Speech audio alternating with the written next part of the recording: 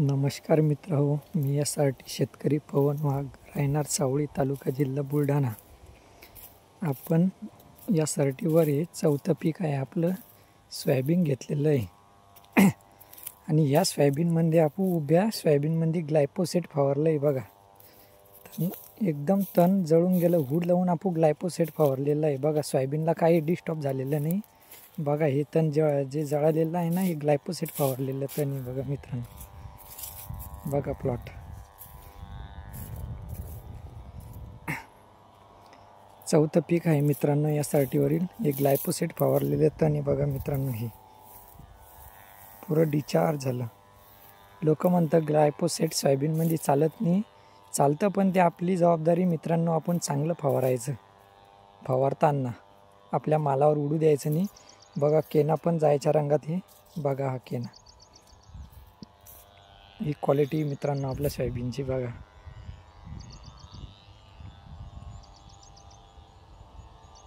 SRTवरील plot आहे बघा मित्रांनो. हा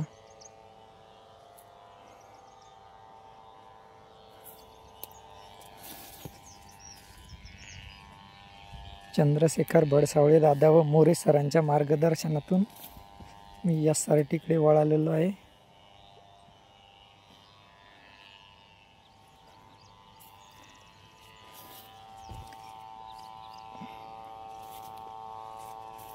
बघा प्लॉट.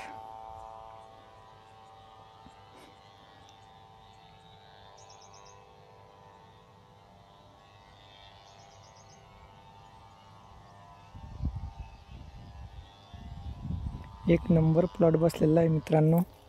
काही होत नाही. राऊंड ऑफ ग्लायफोसेट तुम्ही कसं फवारलं त्यांना फक्त काळजी घ्यायची. आपण ही सोयाबीन आरली असल्यामुळं आपण याच्यामध्ये जे सोयाबीनवर तणनाशक मारते, शाकेत वगैरे, ओडीसी, हे मारले नाही. काहून की सोयाबीनला शॉक बसतो. त्यामुळे आपण डायरेक्ट ग्लायफोसेटचा वापर केलेला आहे. तो बी चार्जिंगच्या पंपाच्या सहाय्यानं कमी प्रेशर करून हुड लावून बघा. केना बी जायच्या रंगात बघा. बघा मित्रांनो प्लॉट SRTवरील चौथं पीक.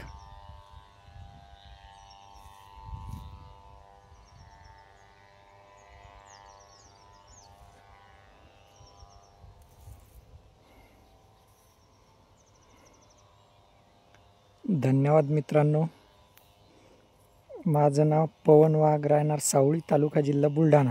SRT शेतकरी. चौथं पीक आहे मित्रांनो. मागच्या वर्षी आपण पहिली मका, नंतर डॉलर, त्यानंतर उडीद आणि त्यानंतर आता सोयाबीन घेतलेली आहे आणि काही क्षेत्रात मका आहे आपली. धन्यवाद मित्रांनो. नमस्कार.